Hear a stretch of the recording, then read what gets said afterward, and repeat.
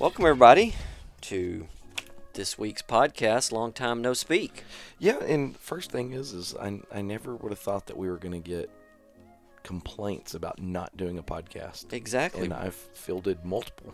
Who are we? Let's start with that. And so, I'm Chance Kirby. I'm Travis Marsh, head coach of the Pilot Point Lady Cat track team. That's right. And for those of you that are listening for the first time, we consistently, since this time last year, have pretty much put out a podcast at least every 10 days. Yeah, it's been pretty consistent, but life happened. Life happened. I had to leave town, and you just refused to do one without me. So I did. How can I be Robin without Batman? Abbott without Costello.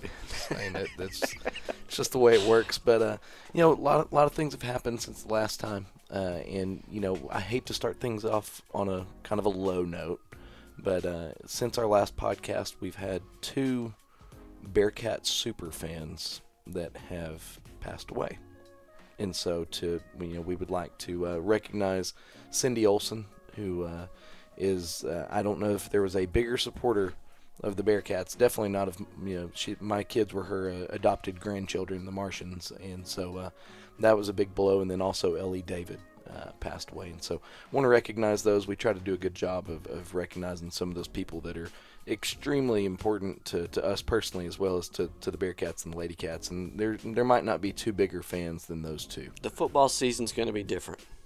For sure. So like I said, hate to start things off on a low note, but also wanted to make sure that we didn't get rocking and rolling and skip out. So we just finished the district track meet last night. We did. And for the 6th time this season, I left a track meet happy. That's good. I could not be more proud of the work that the girls put in over the season and then on the track last night. I thought we competed well.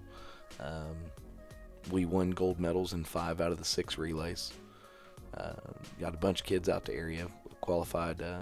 We got out 9 events going to area. And so, and I'm sorry, 8 events. I apologize. 8 events are going out to the area track meet.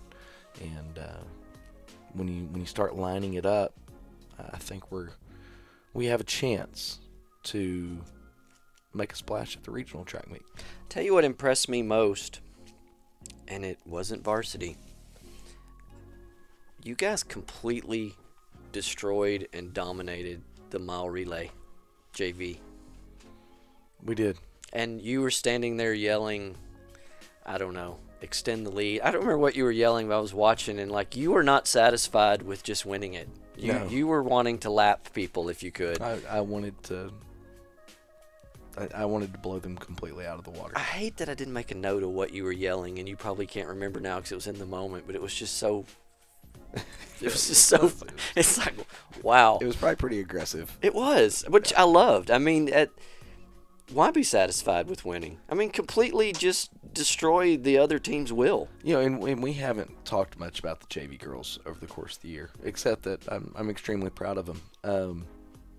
I was talking this morning. Those JV girls did not lose a relay all year. All they got were gold medals all year in all the relays.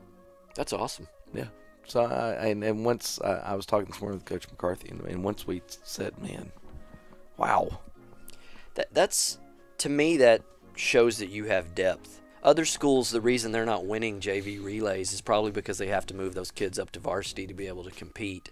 And if there's not spots for those kids on varsity, then that tells me that you're pretty solid throughout. Yeah, and the future's bright. And then that's the biggest thing, is that the ability to be able to roll just JV kids out there, and they just perform. They just do awesome. And we won the sprint relay by a lot. We won the 4x2 by about 50 meters, probably half a straightaway, and then we won the mile relay by about a full straightaway. Mm-hmm. And so, like I said, I was very impressed with them. It would be interesting to see what they could do. I mean, they truly haven't been pushed that I've noticed. No, they really haven't for most of the year. I guess Crum, when they raced they raced varsity at that time, they combined them all. Yeah. And also just to note, I know we're going to look ahead briefly to the area track meet. If my JV girls would have run the relays in the other district 9, we would have qualified for area in all 3 relays. That's a good feeling. Yeah. So our JV, way to go, Coach. Our JV could be in the area track meet, and so that's nice. I like I said, I'm proud of them. They do a good job. Good deal. Well, let's take a break, and then when we come back, let's dive into these individual results. There is no better source for local news than the Pilot Point Post-Signal. Pilot Point Post-Signal has been covering Pilot Point since 1878, providing award-winning, top-notch coverage of Pilot Point and the Pilot Point Bearcats.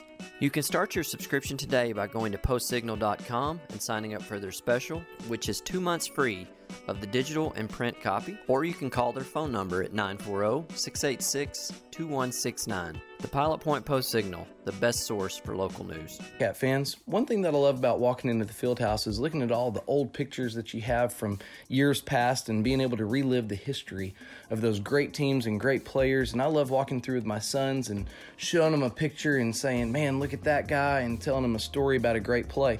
And you can have the same opportunity to do that with your family by using Ashley Marsh Photography to capture your family's great memories. Seeing those pictures of your family will allow you to talk to your kids or your grandkids and tell great stories about things that you've done or things that you've seen or just funny memories that you might have. So if you ever want to document your family's history, please contact Ashley Marsh Photography. You can find her on Facebook, on Instagram using Ashley Marsh Photography, as well as her website, ashleymarshphotography.com. All right, and thank you to those sponsors. Now, the last thing I want to bring up about the JV girls is Savannah Fowler, and she left the district track meet with 5 gold medals. She won gold medal in triple jump, long jump, sprint relay, the 4x2 relay, and then mile relay. But the impressive thing about her is that she had never triple jumped until last week.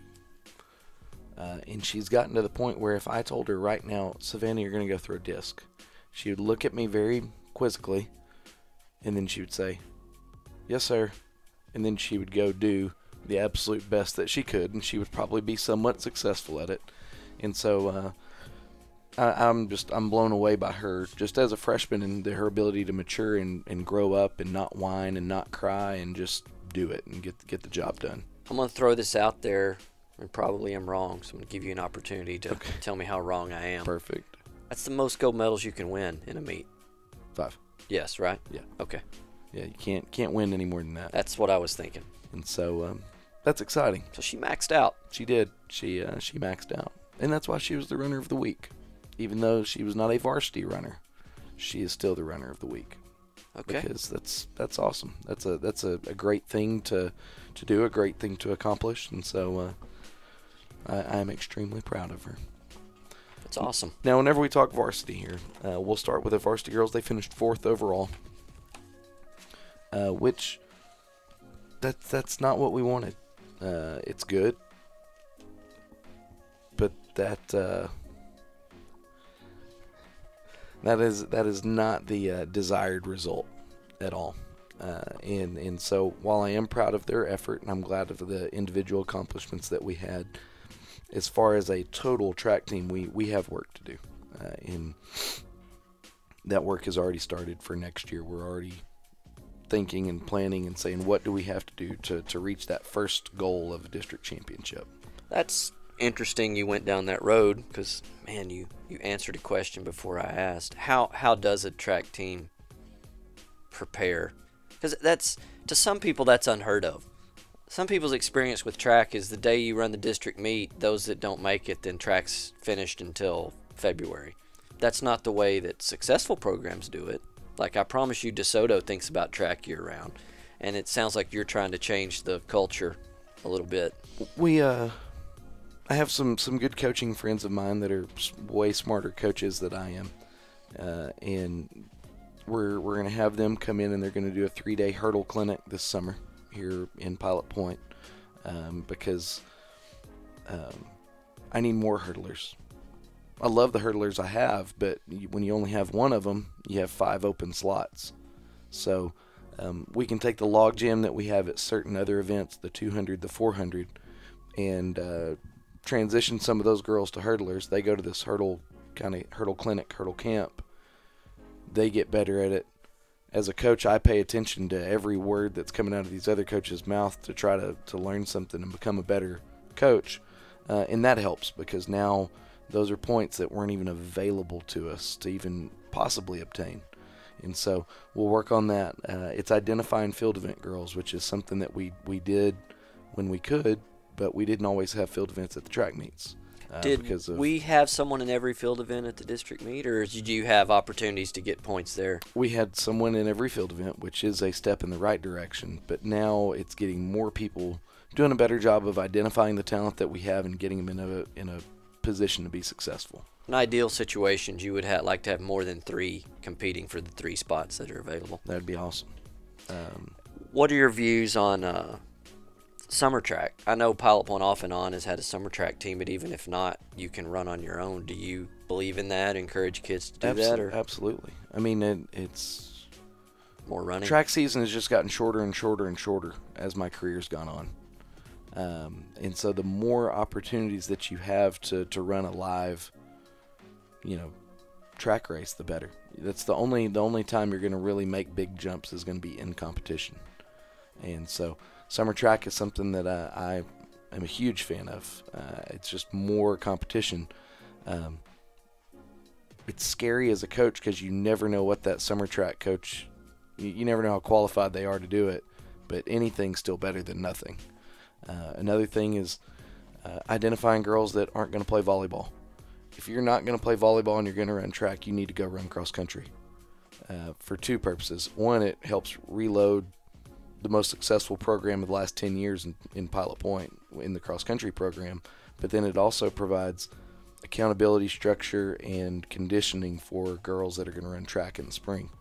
So we're doing a better job of not letting those girls fall through the cracks and trying to push them to Coach Price so that'll help. And Coach Price, I'm assuming if you have a 100-meter girl that doesn't play volleyball, if they go out there, he will set up a training schedule for them, not to make them a 5K runner, but to keep them conditioned. Yeah, and that's what we've already talked about. Yeah. Alternating days of conditioning program and then a more of a sprint-based conditioning program, just to help further 2 programs. And you might find a cross-country gym in there. You might find your 5th runner, that's awesome. I think if nothing else, you're going to make that 100-meter person a heck of a lot faster come track season because they're going to be conditioned all year. And you might make them a quarter-miler, and then I'd be happy. Exactly. But, and then the girls that don't play basketball, instead of having them kind of downtime January 1 or whenever the first date of the semester is until track starts when basketball's over, we're going to do a better job of funneling them into a better conditioning program and more of a track-based conditioning program to where we're that much further ahead. Running helps everything. I agree, and that's what I try to sell people is that if you're a great track athlete, normally there is some other sport that you're really good at as well, and it definitely doesn't hurt you. So that's the plan. Sorry, we kind of went off on a rabbit hole. No, that is exciting though, because as a track fan, which I am, don't deny, the thought that you as a coach have a track program that includes 12 months is exciting. That's what track programs do. And you being at the size school that we are, you have to allow, my girls in that sense are track girls. But I can't be stingy at Pilot Point and say, well, if you're going to run track, that's all you're going to do. No, go play softball, go be involved in FFA, go play basketball, go play volleyball, play it all. But if there's a time that you're not doing something, then we need to focus on track. Let's run. Yeah, and I want I want every single one of my girls to be a multi-sport athlete.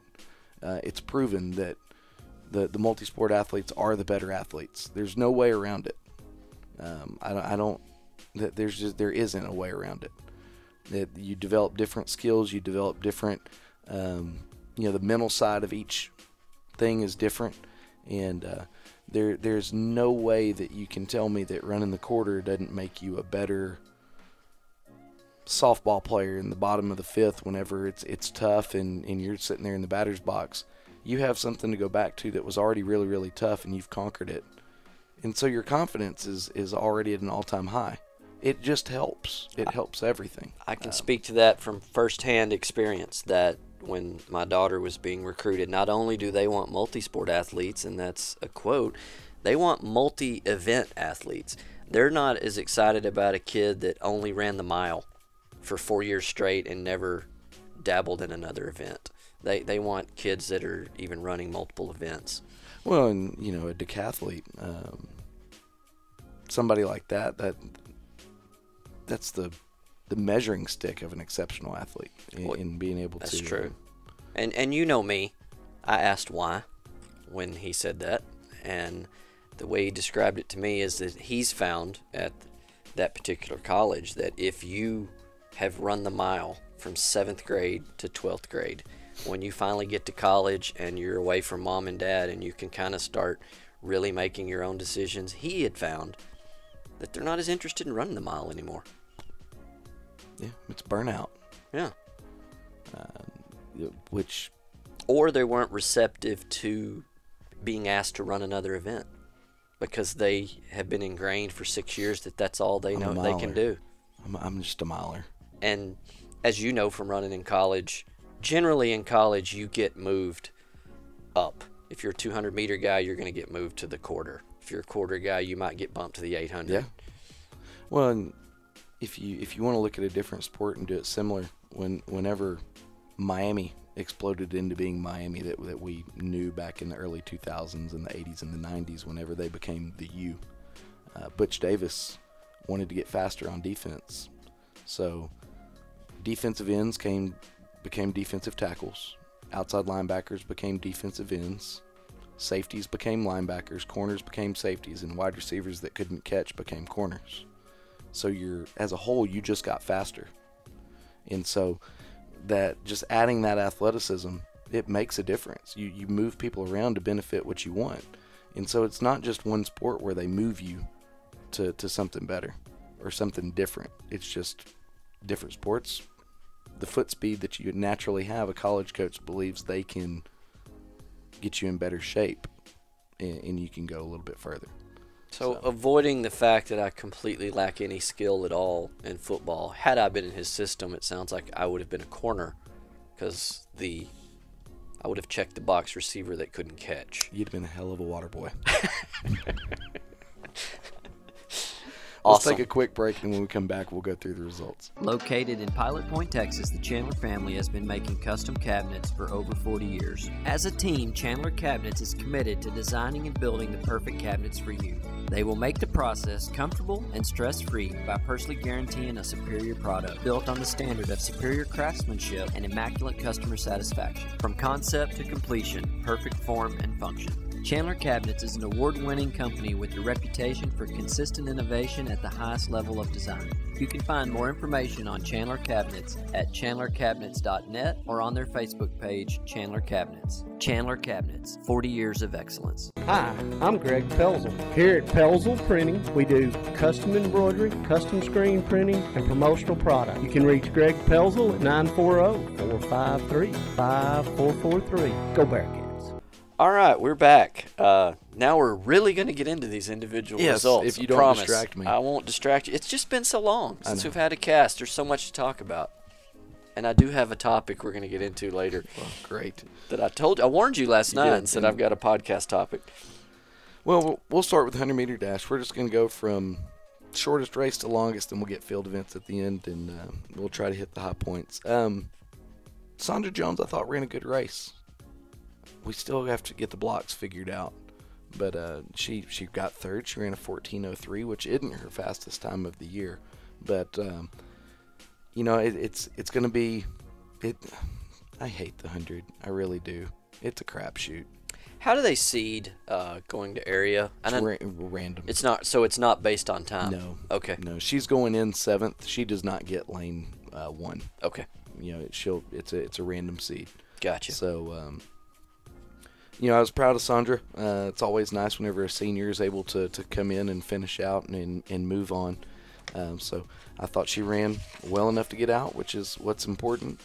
When you go look at the 200-meter dash, we put 3 of them in the finals. That's as a coach, that's about as much as you can ask for. And so Lizette and Aaliyah and Katie Somerville, they all 3 got into the finals. I thought Lizette ran a good race. She got 7th because it ended up being an extremely fast heat. And then Aaliyah and Katie, they got 3rd and 4th. Katie got 3rd and Aaliyah got 4th, so they're both going to advance to the regional round. Regional area round. But they both PR'd. They ran well. Aaliyah had to work her tail off the last about 30 meters to pass a girl from Ponder, and she barely did by 0.02 of a second to advance. But again, just proud of the way that they competed. When we move on to the 400, put 2 of them in the finals, Rocio Luna and Lindsay True. Rocio, she PR'd and got 8th place. I have no problem with that. Mm-hmm. I'm not disappointed in her one bit at all. That's awesome to get out there on the day where the season finally matters. You run your best time and you get 8th. Okay. She shouldn't be disappointed either. No, and of course she was, but I do understand that as well. And then the same thing for Lindsay True. She PRs by 0.5 second and gets 5th, and so she's on the outside looking in. Which when she's 5th place, she is the first alternate if somebody were to scratch out or anything like that. She would be the one that slides in. But, I hate it for Lindsay because I know she was really disappointed because she was excited about it. But when you run your fastest time of the year, I don't have a problem with it. I wish she would have gotten out, but I'm not disappointed. She got up there and competed and did the best she could and came up short. Sometimes that happens. Now, moving on to the 800, Addie Height, she was our only entry in the 800, and she got out. She ran 3rd place. She ran a 2:31.22. Her time went backwards, but the 800 in distance, it gets weird. And I'm in no way a distance expert, so I will defer to you whenever I say the wrong thing. Positioning in a distance race is, to me, just about as important as anything. Man, that was one on my short list. She was in a bad position, and you won't have the answer. Why are we waterfall starting the 800 to begin with? Well, we need to talk to noted Pilot Point alumni Stacy Harden. That when I saw that happening, you can't help but put people in a bad position. I'm surprised more people didn't fall because of that. There's too many stacked in this race, just looking at the entrance here, to waterfall start. Well, and Addie actually had the advantage. She was out in lane 8. And if you're in a waterfall start with that many people, that's kind of a really good spot to be because you can sort it all out as you're going in. Yeah, and I don't know the name of the start that if I had to do it, it's a 2-tiered waterfall start. Well, it's either that or... Yeah, but you can't even do the stagger because there's more people than the lanes allow. But if you know what I'm talking about, where they do 2 waterfalls. 4 lane. Yes. 1 through 4 is the first waterfall. Correct. And then 5 through 8 is the second waterfall, and then it gets confusing. But whoever made that decision, in my opinion, hurt the 800, all of the 800s, because it created an issue for every kid running in it. We had to restart one of them, I do believe. Did someone fall? Because of contact. Yeah. And that's not the kid's fault. And I'm not making an excuse for Addie. All of them had to deal with that start, but that did put her in an awkward position to where you do have to expend energy to pass people slower than you. It's just... Well, it's nature of the beast. You're going wider. It just... Anytime you press the gas pedal harder, more fuel's going out. So, but positive side, it's a lesson learned moving forward. Yep. No, and, she had to make a big aggressive move. I don't know where you were. I was on the backstretch. You were on the backstretch. So she made a big aggressive move right at the 400 mark on the end of the first lap where she had to swing all the way out into the bottom of lane 3. Yeah, she was boxed in. She had to slow down and then swing wide. Yeah, and, that's a big energy expense. If that was cost her 2.5 or 3 seconds, then that would have put her right on the tail of the Whitesboro girl, and it could have been a fight at the finish. Well, she's beat her before. Yeah. And so I fully expected that. The Ponder girl really surprised me. I thought she ran a good, strong race. But I think Addie, it was a positioning thing more than it was anything else, and I think she did a good job of adjusting her race and getting out of the box and making the big move that she had to make to survive. Which I know I always am focused on distance and what's best for distance and push everything else aside. This is why it's important that you run in bigger meets during the season so distance kids can deal with packs. That's true. If you're running in a dual meet in Crum, you're all solo running by yourself and you don't have to learn or deal with that.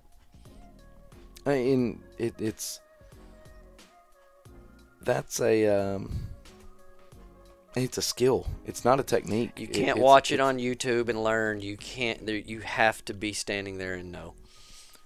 Yeah, and that's that. There's no way around it. Now for the mile, we didn't place anyone, but I do want to take the time to recognize Brisa Hernandez and Claire Thompson for being seniors and for everything that they did for the program over the course of their career. Brisa will leave as the mile and 2 mile record holder here at the high school, and we can't thank her enough for her accomplishments, and then just wish both of them luck in future endeavors. I know, I hate it for them. I do. But I was super impressed with the Boyd girl. I didn't have her winning it. She went out there. And she got after it. And she also ran the mile relay. Yeah, we'll get to that. Oh. We'll get to that because she sure did stuff. Oh, good. And then in the 2 mile, Addison Heights, she ran the 2 mile. She got 5th. And, it was a fast race. There were a couple girls that ran way better than we expected them to.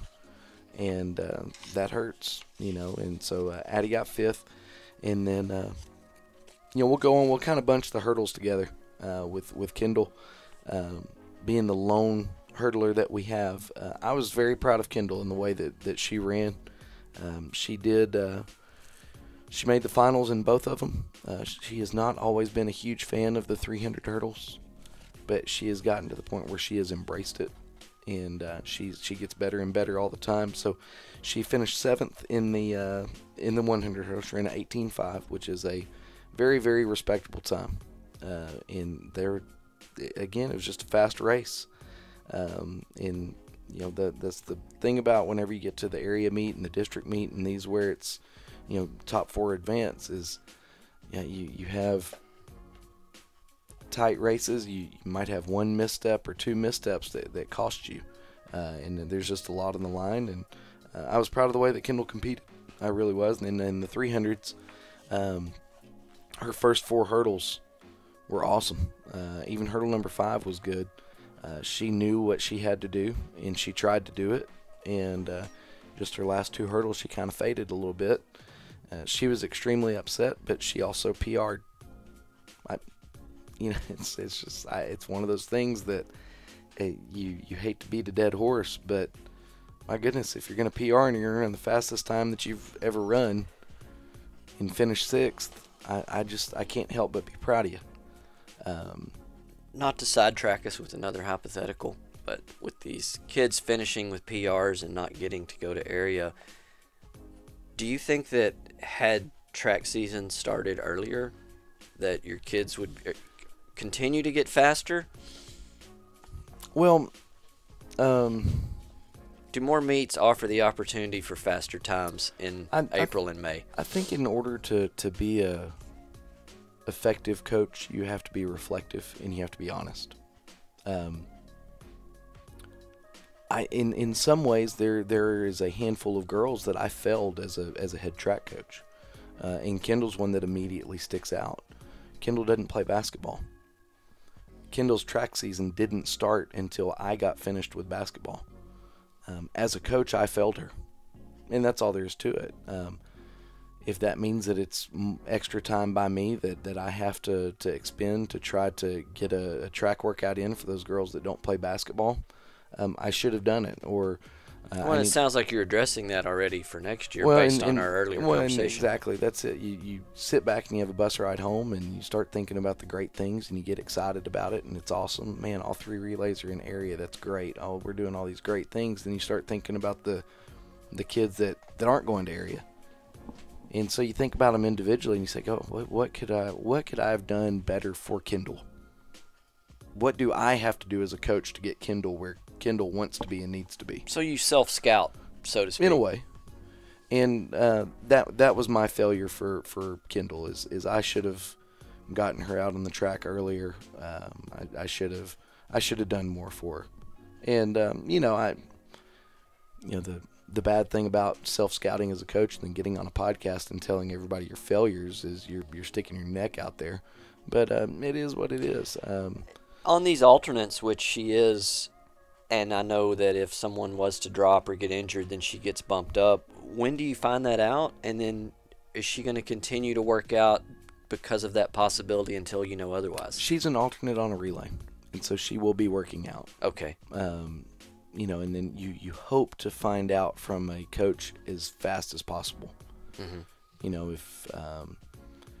If Jenny breaks her leg in a car accident and is going to be unable to compete at the area track meet, your hope and prayer is that the coach will immediately say, "Hey, Jenny's out. Coach, y'all are going to move on up." And then generally people procrastinate, though. When is the actual drop dead when you know for sure? I mean, do you have to send in? You don't have to send in entries, I guess, because no, entries are already done. You can scratch up until the last minute. That's and I know that happens. I know that people get scratched and there's just an empty spot, and it's frustrating. So I don't know how that works, but that's sad. It is, and I've had it before. It has happened where there's a deal where you show up and there's only 7 people on the track for the 400. Yeah. Well, why are there only 7? Oh, they scratched. Well, why didn't they let somebody know? Because there's some girl that could be running right now. Yeah. And so I don't know. It gets frustrating. So if she wasn't an alternate, would you have her still jumping hurdles? I would encourage her to do it because she's already in shape. So you take out the curve of conditioning, and so now she could just go hurdle. Yeah. And for her own benefit, which I think is great. Now, moving on to relays, we had a good day at the office in the 4x1. We ran exceptionally well. Not far off winning by a second. Yes, and we still had 2 bad handoffs, which is frustrating. But as you move forward, handoffs will get smoother. And anybody who's been around track knows that things like sprint relay, as the weather heats up, the track heats up. And the sprint relays get faster and faster and faster just because of the warmer weather. But we ran a 51-1. I thought Katie Somerville did an exceptional job out of the blocks. We were on them in a hurry. And when you have a start like that, it just sets the tone immediately. And then I thought Anna killed it down the back stretch. I thought Kenna ran a great third leg. And then Aaliyah has turned into kind of the hammer. And she does a great job. I feel like most of the time if Aaliyah and the other girl get the stick at the same time, I know that Aaliyah is not going to beat everybody, but I feel really good about her beating a good handful of everybody that we go up against. And so I was extremely proud of them. 4x2, we continued the gold medal ways, and we did benefit from Whitesboro having a little bit of a botched handoff, but we have to hand off the stick just like they do, and so I'm not going to feel bad about benefiting from their misfortune. It is what it is. But the girls, again, Katie Somerville she's awesome out of the block. She does a great job of starting us off strong. Ken Chandler's, she's turned into a really good 4x2 leg. I've been very impressed with her coming out as a senior after, she hadn't in athletics, so she hadn't been working out. She didn't get her track season last year because of the cancellation. Now, she does do cheer and a lot of other things that have kept her active, but she has been a good presence for us as a senior, and I'm glad that she made the decision to come rejoin the track team. And Coach Kenna does a good job. If nothing else, she does a good job about fussing about everything. And claims that she doesn't like her picture taken, but is very interested in her pictures at all times. With a full face of makeup and everything else. But Kenna does a great job. Then Anna's turned into an exceptional leg on all three of the relays, and we'll talk more about her when we get to the mile relay. And then Aaliyah, again, she runs such a good anchor leg. Like I said, she's really turned into kind of the hammer for us. And then mile relay, as bad as I want to be disappointed about a fourth-place finish because it's not what I expected, we ran our best time of the year. It's hard to get upset. You've got another now week to improve. That keep working. It was a learning experience, and I at the last minute I changed the order on them. And when I say last minute, I mean we had just gotten the final call, and they were walking to go check in. And I said, "Hey, Lindsay, you're going to go first leg. Addie, you're going to go second." Does it really matter? I would like to think it doesn't. But mentally it does change because you've been preparing for one thing. Now all of a sudden, your coach has flipped that on you, and so mentally you have to prepare for something different. Kind of like Lucky Socks. It doesn't matter, but it does. Yeah, exactly. Yeah, that's exactly right. So I'm sorry, Lindsay and Addie, that you just got compared to Lucky Socks, but you did. But I thought Lindsay ran great out of the blocks. I thought she ran our fastest split out of the blocks. I thought Addie ran a good second leg. The problem that we ran into is Whitesboro just kind of inched away from us the whole time, and they got out there. And Anna Hadowski,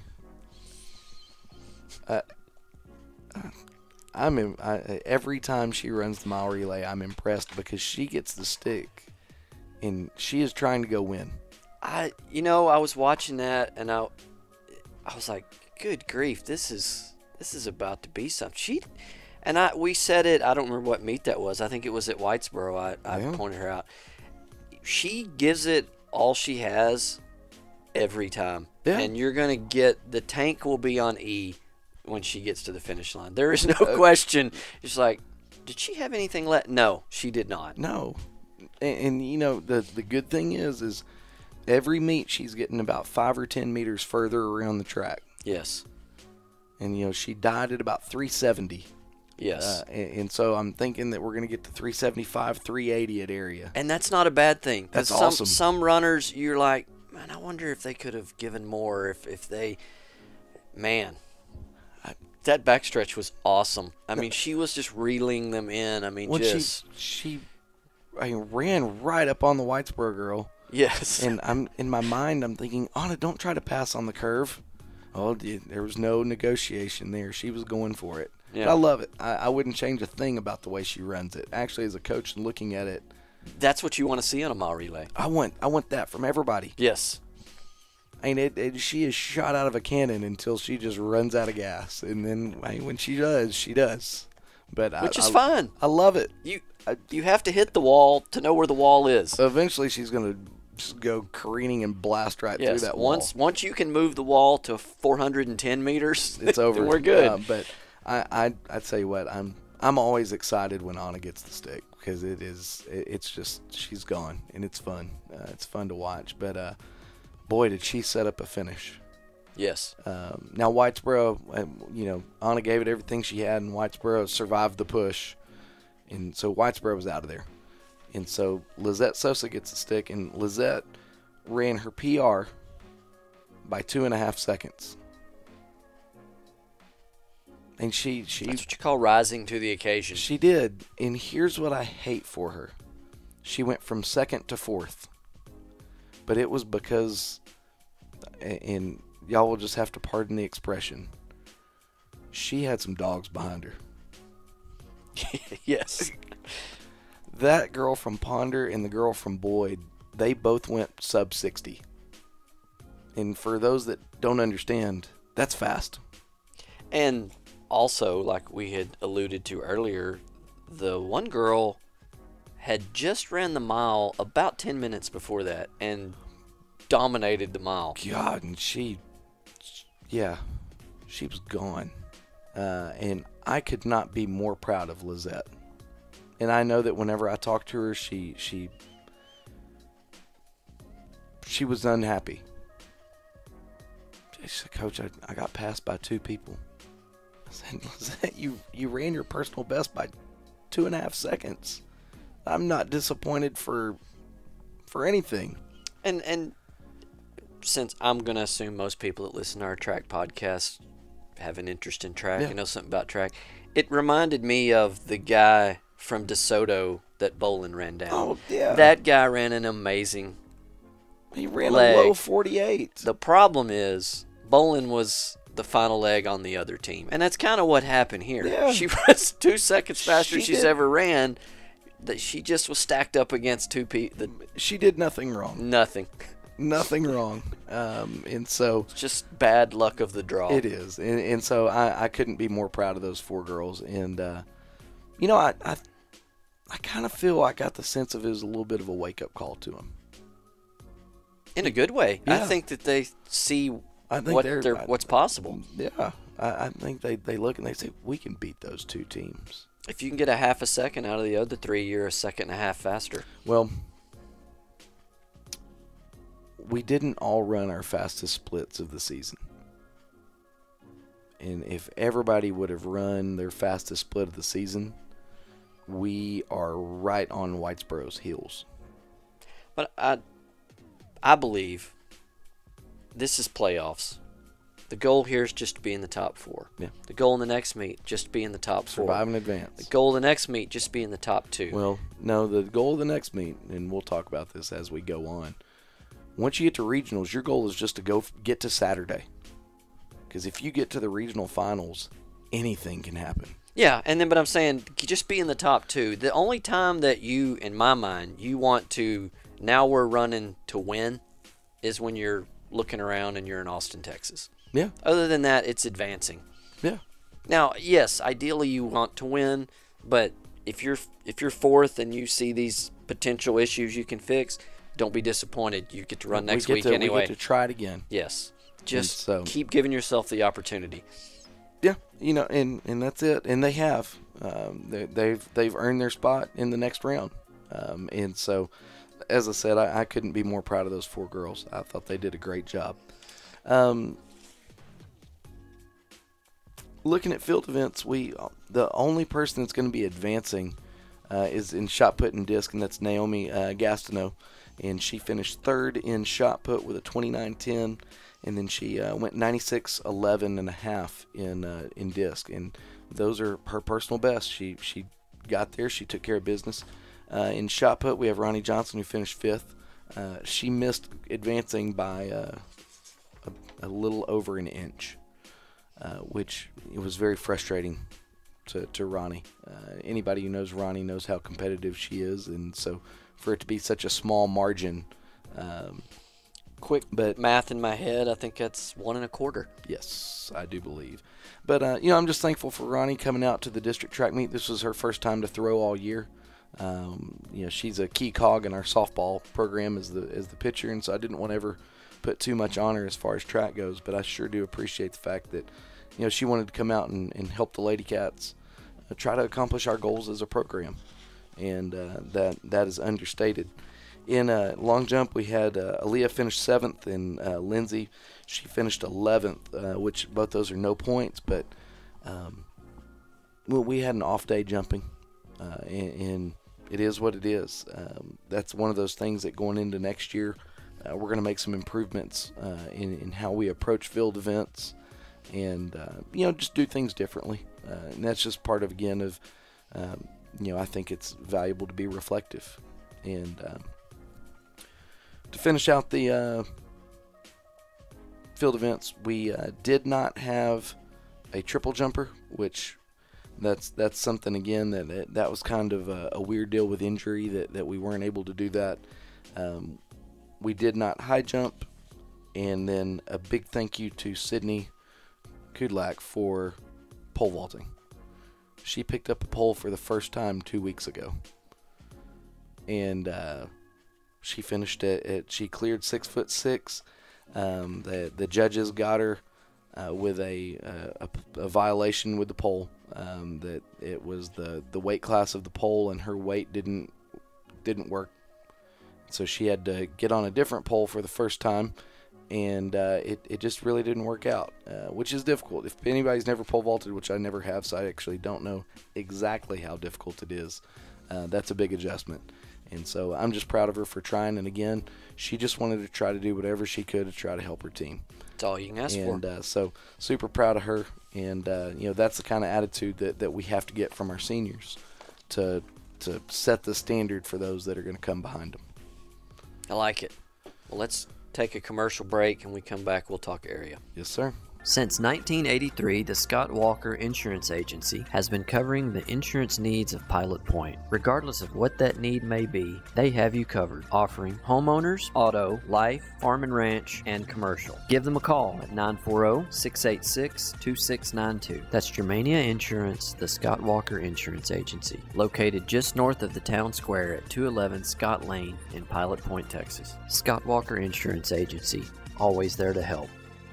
We want to wish our varsity cheerleader, Abby, a great senior year. Love Mom, Dad, and Michael. Pelzel Barbershop and Salon and Southern Junkies has been home of the Bearcats since 1973. Whether you are looking for a classic crew cut or the perfect game day outfit, we have you covered. We carry a few fan favorite brands including Hey Dude Shoes, Judy Blue Jeans, D Supply Clothing, and Orleans Candle Company.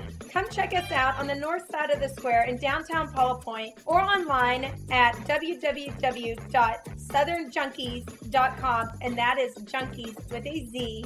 And don't forget, go Bearcats! Okay. All right. Well, thank you from our sponsors. Now we are going to dive into the area track meet.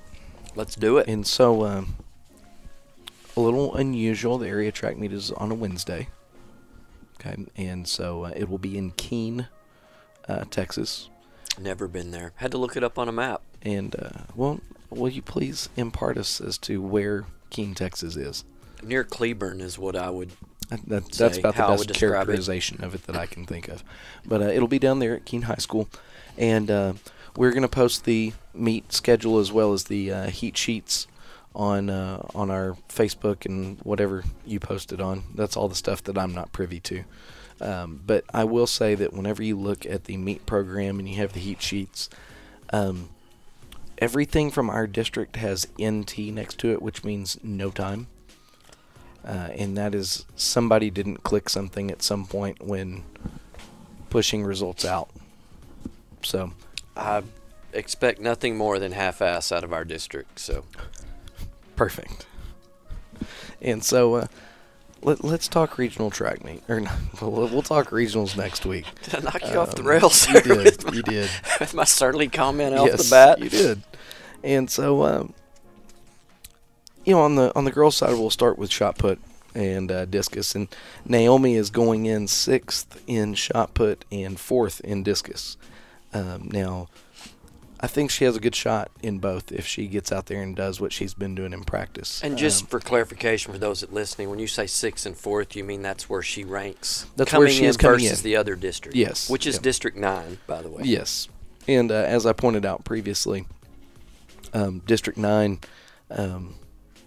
my JV girls would have gotten out in all 3 relays from District 9. So there's some good times coming out of there, and there's some fantastic athletes coming out of there. But as a whole, it's a little bit weaker track district than ours. So Girls. Yes, girls. And then she's 4th in discus, but 5th place is right on her heels. There's about a foot difference, which is not very much in discus at all. So, I think, like I said, if she goes out there and she does what she's been doing in practice, I think she'll be fine. But it's a big stage. It's a bigger meet. The stakes are that much higher. So, we'll just have to kind of wait and see. Now, we're going in 2nd in the 4x1. I thought that we ran an exceptionally good race as far as the running portion for our district relay. I thought our handoffs were awful, so I feel like we have some room to improve there. But we're going in 2nd to Dallas Madison. Have you ever come out of a track meet and been happy with the handoffs? No. Okay. No. I mean, that's coach speak right there. It's always, the handoffs could have been better. Yeah, and they always can be. So, you know, and I love that our girls are a good sprint relay team. I hate sprint relay because you're at the mercy of your handoffs because it happens so fast. One bad handoff can just absolutely sink you. If you really mess one up and you botch it that bad, it can take you completely out of the race. And so I never put a lot of stock in sprint relay, but I'm glad that we're good at it. Yeah, And I'll take it. I'm not gonna. imagine what 4 perfect handoffs will do. Sometimes, depending on who's running, it doesn't matter. I've had various stops in my career where we could have had the most glorious handoffs ever, and it still wouldn't have mattered. But our girls get after it. I really like that relay. They run it well. Now in the 800, Addison Heights going in third. We talked previously in the podcast about her positioning and things like that made it difficult for her kind of to run the times that she wanted to. So I think if she gets out there again and competes well and runs a good race, I think she's in position to do much better.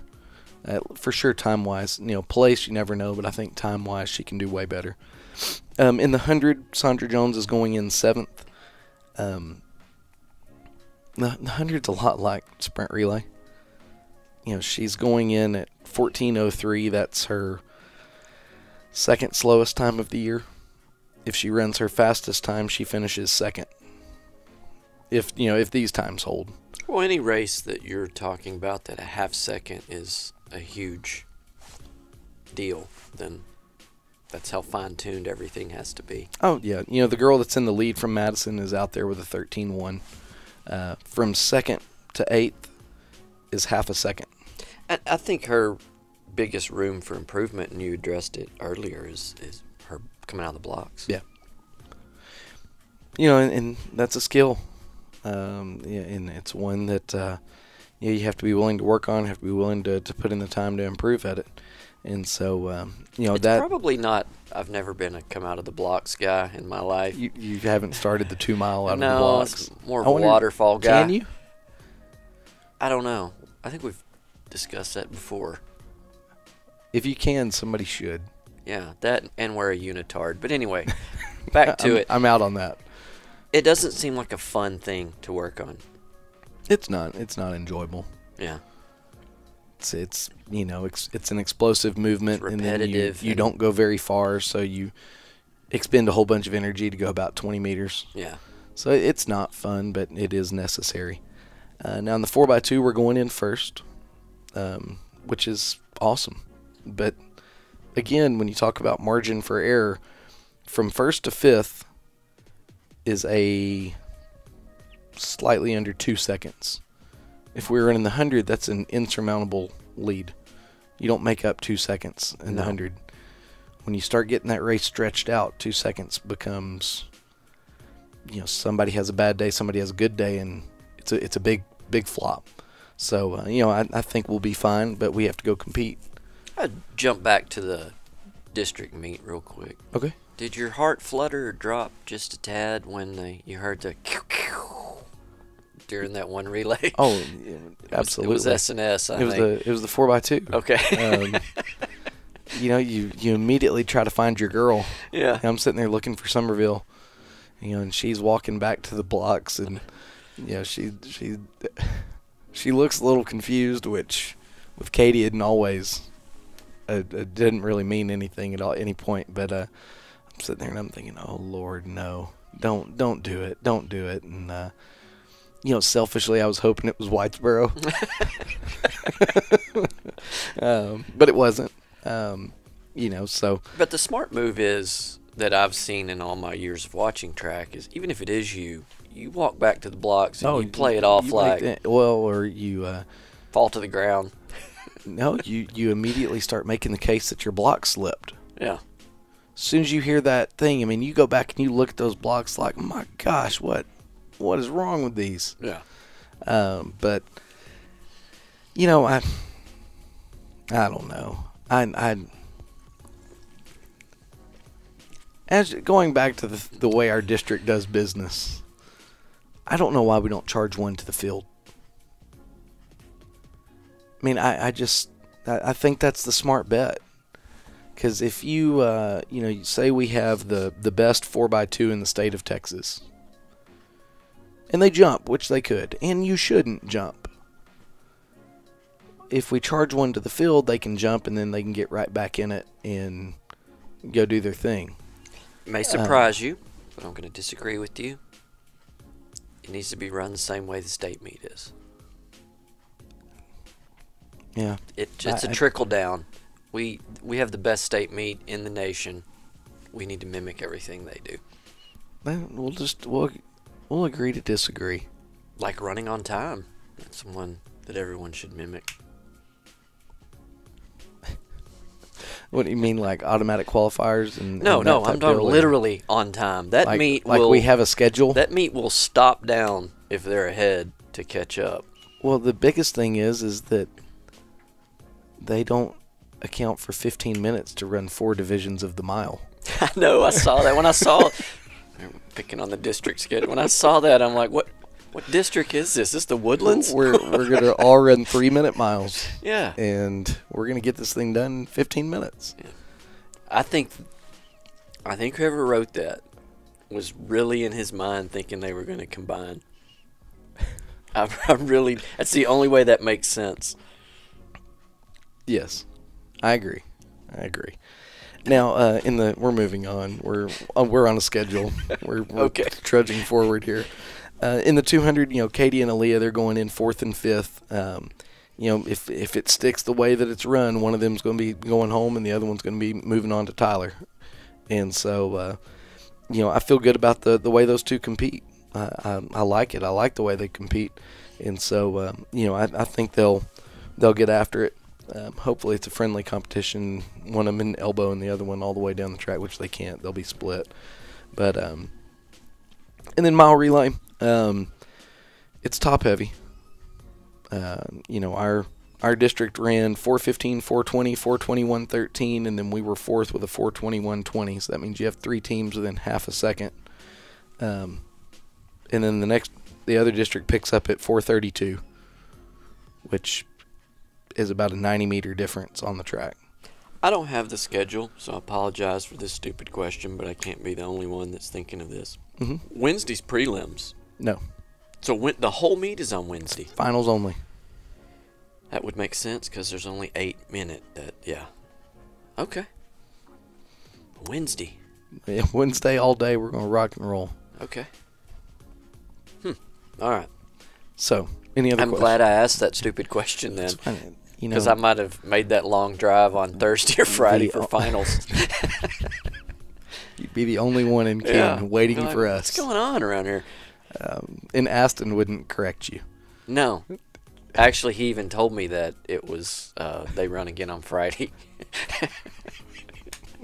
Which is why I was asking. Great. All right, well, don't always listen to your kid. Listen to the podcast. Never. So that's the girls' side. Now, if we look at the boys' side. Well, you're not going to figure anything out on that sheet because the times aren't in it. No, but, going in, we're going to have a work cut out for us on the boys' side. And the good thing is I feel like we're going to compete. I feel like we didn't get our best competition from the boys at district. And I say that not from their mindset. The 4x1 was destined for failure, and we pulled out a second. If somebody had videoed that and you just watched us and you took all the other lanes away, the handoffs weren't great. Aiden got his feet tangled up with Ish and just about fell. They were falling all over each other. And so if you just took us and you showed me that race, I would say there's no way in the world we're going to area. And we finished second. So that's good. There's time to be made up. There is plenty of time to improve on the track. We didn't run anywhere, I do believe, close to our best time of the year with the sprint relay. And so I feel really, really good about that. I like Alex Shelton and where he is in the 800. I think he ran around a 2:05. I'm getting an NT here, but I had him around a 2:05 on my watch. I have that paperwork in my hands. Okay. And he ran a 2:05.47. I must have a pretty accurate stopwatch. Man, And memory. And so I think that puts him in good shape. It's going to be everybody's under 210. And in a race like the 800, you at some point it's going to click for somebody and they're going to run something that they've never run before. We just have to hope that it doesn't move us from 4th to 5th. Position and tactics are all going to be a player. Yeah, when they're that close. One of my favorite questions to ask, and I asked both Alex and Addie this after their races, I said, if you could run that race again different, and everything was the same, you just got to change a decision, what would you change? And I asked both of them, and Addie said, well, I would have made my big move that I made at the 400-meter mark. I'd have made it coming out of the curve at the 300 mark and gotten. I said, okay, that's smart. It's a smarter race plan. Alex said I would have kicked at about 200 instead of waiting until 125. I said, well, that's what you'd have to do. So both of them are very aware, which is good. So I like Alex's chances. I think he's a heck of an 800 runner, and so I really like it there. And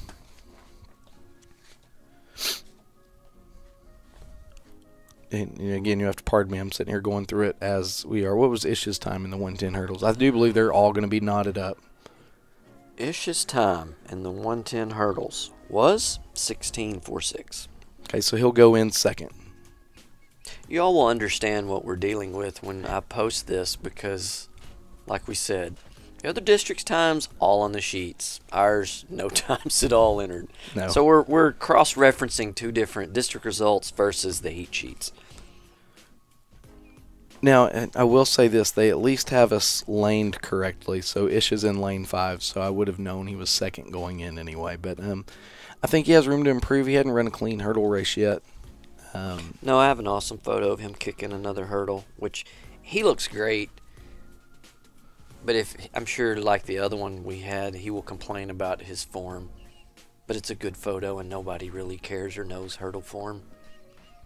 I do, and it bothers me. Yeah, it bothers him too. Good. I'm glad it bothers him. That's at least a step in the right direction. He's at least looking at form while he's looking at his pictures and it's good. Posting them and whatnot. Fantastic. Tristan Truenbach is going to be going in, I do believe, 6th in the 100. And there is some smoke out there. He has his work cut out for him. Yes, he does.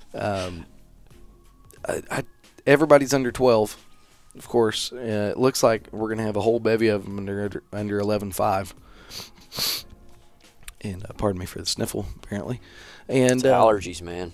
Allergy season. And then we kind of have the hammer that came out of our district with Colby Lewis. What was his time from Valley View? Man, you moved too quickly. Well, the 100 is it's not in order. Colby Lewis, 11.24. And he has gone sub 11 this year. Okay.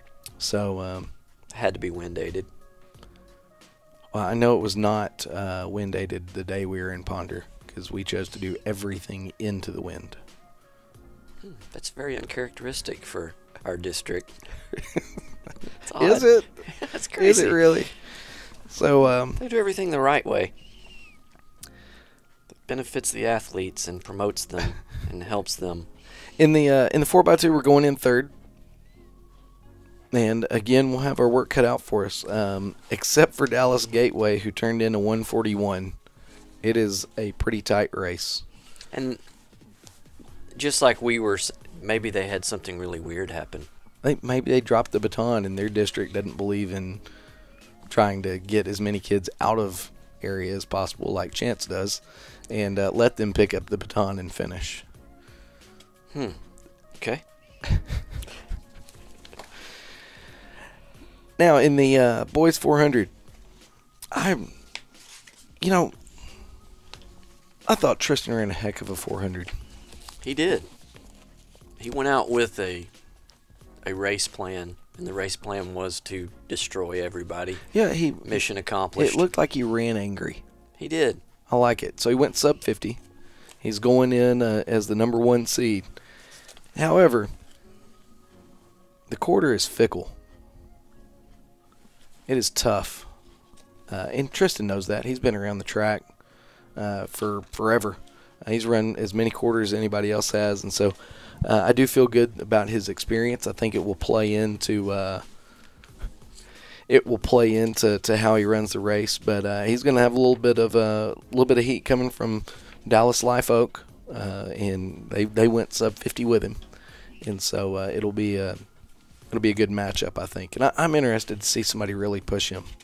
Yeah, unofficially, I texted Coach Marsh at Pilot Point High School to ask him to confirm what the 400-meter record was. Yes. But I hear it's 1/100th of a second faster than he ran at Ponder. Well, then he's knocking on the door. I know, and so with guys all that's in his peripheral vision, hopefully because he's in front, that will probably help him take care of business and get a record. That record is 49.80. Okay, you did confirm it. And it would be by Cade Tippett. Yes. 800-meter state champion. And Tarleton, Texan. Yes. And current dentist. I have no idea. I do believe, and anybody out there, feel free to confirm this with our listeners, Cade Tippett, dentist or not. Dentist, okay. I know he could run. He can. If he's your dentist, he can move. I don't know why it would benefit him to be able to run fast as a dentist, but if there is a benefit, he's the guy. If he ran into an anti-dentite. It's a dad joke. It's terrible, but that's why we laugh. So Tristan Truenbach, best of luck to your number 1 seed going in for the 5th in state on Texas mile split if you overall. Well, there you go. Is that third, like third grade? What am I talking about? Is that 3A? It's 5th in state, 3A. Yes, I was not. Okay. Otherwise, I would have said overall. But it's 5th, and it isn't even his best time. But mile split. Go ahead. They're not going to get this time because I'm sure no one sent it in. Although I did send in the results just so they could have them, but it's not in the proper format that they use. Yeah, see, and I hate that. And if they're dependent upon our district, it's not going to happen. I understand it. How can they take all of these districts and all of these meets and just every random format? Then they've got to pay someone to do the data entry. I was about to say, you have someone and they have fingers, and they sit at a computer and they type. I don't know the inner workings of Texas mile split, but I'm saying since track season was trash last year, pretty much nationwide, because they're under the umbrella of Flow Sports, their probably budget's a little low right now. They're trying to recover. Thank you, Rona. Well, they could help somebody's family recover by opening that job up and hiring some unfortunate unemployed soul that can type. If the budget's there. But they have them, but I doubt they'll enter them. Yeah. But I bet that our area has it together more, and you haven't seen the correspondence I have. That's why I giggle. Okay. then maybe not. I don't. And that they at least have their times in the meet program. I'm about to go off on a tangent. I know we're on a schedule, but shouldn't the goal also be to help kids and promote kids? How does this help kids when their times can never get posted? And if no one can see their times because track is tangible, and that's something that recruiters look at, when you look it up and you see one meet, it's just not right. But I know you're not the guy that can solve it. But I'll listen to you. Yeah, okay. Thank you for that. I need to drink more coffee before our podcast. Yeah, I guess I'm too cranky today. You are cranky. I was fine until you showed me these heat sheets. Now, moving on. Trudging forward again. Overused statement from this Keep me focused. podcast. Yes. Caden Max Holler going in 6th in the 200. That was a surprise to me. I don't know about you guys. Apparently you never watched the shallow water football game. Well, I've said that all football season. I'm like, why can this guy not run between two white lines? Narrow ones. The big ones, he's got it. But He's it got just that doesn't down make pat. sense. But y'all talked him into coming out there. And now maybe to his chagrin, or maybe he's thrilled, but he has to go run another track meet now. Well, talking about to people's chagrin, the boys mile relay qualified 8th. I bet Aiden is thrilled. I'm sure he is. Aiden loves to compete. He is a competitor. And so he gets to compete.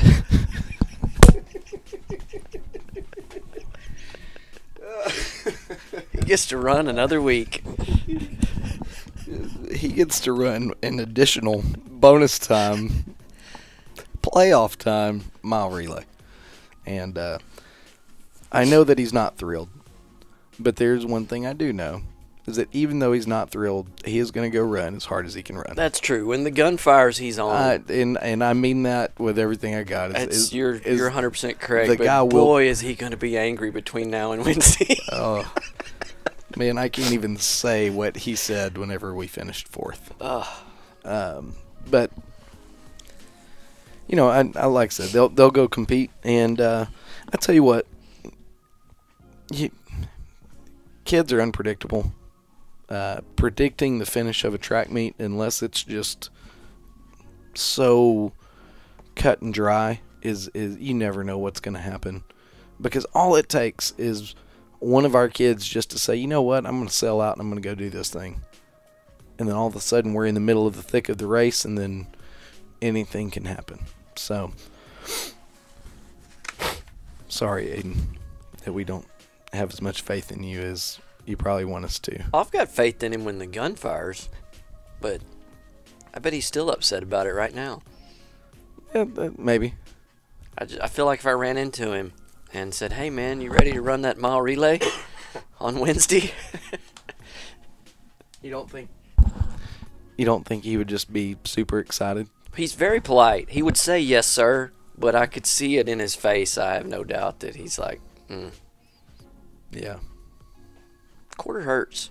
It does hurt. But it's good for him. If there's anybody that deserves to hurt from the quarter, it's Aiden Cox. Now, going into field events for the boys, they're in the, kind of the same boat that we are of, they have a long jumper that got out thanks to his genetics, and then In spite of. No, thanks to his genetics. Oh. Somewhere in that Kirby line, there has to be a jumper. Man, they got out there. He's fourth out of our district, and they've got 3 over 20. It sounds like the young man has work cut out for him. That's right. Maybe they'll jump with the wind at this meet. Yeah. Maybe then his flowing locks would catch the air. Yeah, exactly. Sorry, Greg. And maybe our the two Sadler guys, I don't know if they've went beyond 20. That's the first time I've seen SNS this year, but Yep. at a meet that had the long jump jumping with the wind, they could have went over 20 as well. So maybe they'll surprise. Is it Dallas Madison? Have 1 and 2? They do. Okay. I'm pretty sure we probably saw these guys on the basketball court. And if they did, then I completely understand why they can jump really far. Yeah. Because they were athletic to boot. But in the throws, we have Caleb Holloway, who's going in as first place in discus with no distance, which is amazing. I say that. Negative, no, this isn't like negative. Lane's. He's going in 5th. Caleb is second in discus. He won the shot. Okay, what was his throw? Because no distance doesn't help me. 120 feet even. Okay, so 4th place going in is 129. Okay. So that's doable. Side note. Okay. Did you see the guy in South Texas, and I forgot the school, but he is a recruit for Texas A&M that threw the 3rd furthest discus throw ever in the state of Texas. Yeah. Dude threw it 220 feet. Nothing against Caleb. That would have hit the Ponder High School at the meet that we were throwing at. The 8th place thrower at area, Mr. Cody Medlock of Dallas Gateway, could throw it twice, and he would still lose by 30 feet. That's on Twitter. And his name's Bryce Foster. Wow. And he is impressive. He's huge, by the way. I've never been a guy that when I go to the state meet, I'm going to go watch the discus. When Kyle Whitley, flashback, was there, I went and looked. Bradley Hamilton threw it. And Jeff Davis was the dude whenever I was in school. But I'm going to make a point at the state track meet this year to go watch the discus. And I'm going to be sure to stand way, way back. What if he scratches 3 times at area? I'm going to say no. Because the guy doesn't even have to spin. If you're throwing it correctly 220 feet, you can just stand still and do a rotation and probably throw 100. I'm just saying. And I'm not trying to bait you into driving to the area meet so you can see it. That would be tragic, though. But it would be tragic.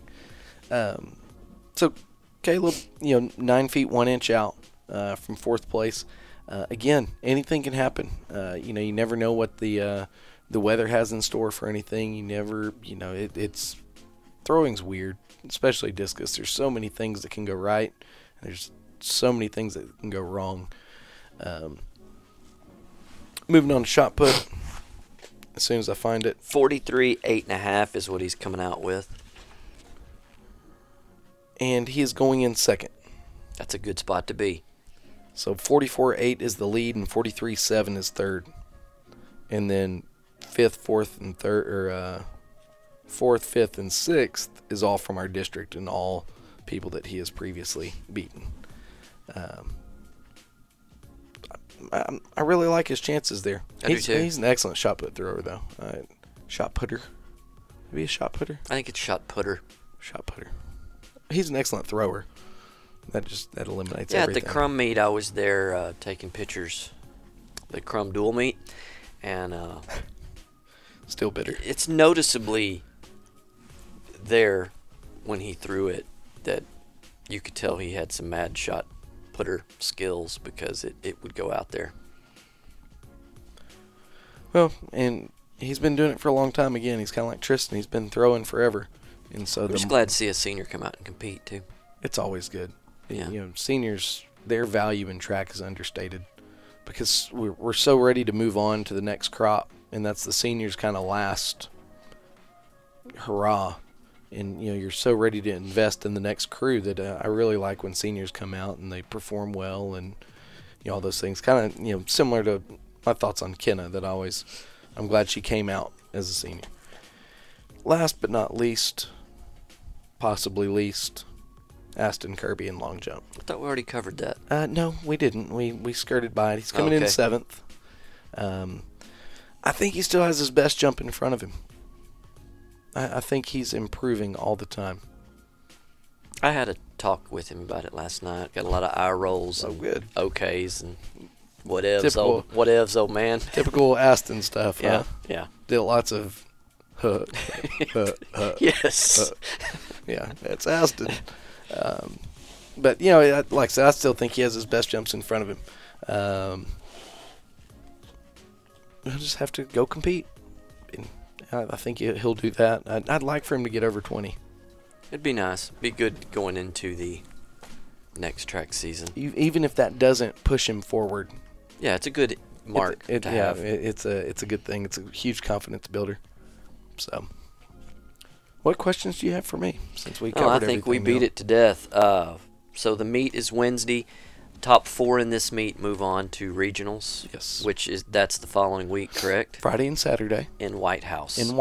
Okay. And at the completion of the area meet, we will start putting that schedule out. And we're going to have a podcast, regional preview podcast, hopefully, to talk about a lot of kids. Yeah, God willing. Yes. I'd like just to be able to talk about one, but the more the merrier. Yeah. And I think we're going to be well represented at the area meet. I don't think that we've seen our max yet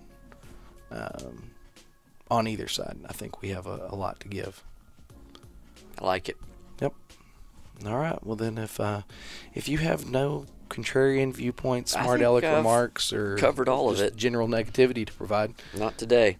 All right. Well, then we'd like to thank our sponsors. Anymore today. Well, we'd like to thank our generous sponsors, Southern Junkies, Pellsville Printing, Dana Walker with Germania Insurance, the Pilot Point Post Signal, Chandler Cabinets, and last but not least, Ashley Marsh Photography. Without the generous support of these sponsors, we wouldn't be able to bring you this awesome area preview podcast as well as district wrap-up. So go support those local businesses like they support the local sports. And as always, go Bearcats. Ho, ho, ho.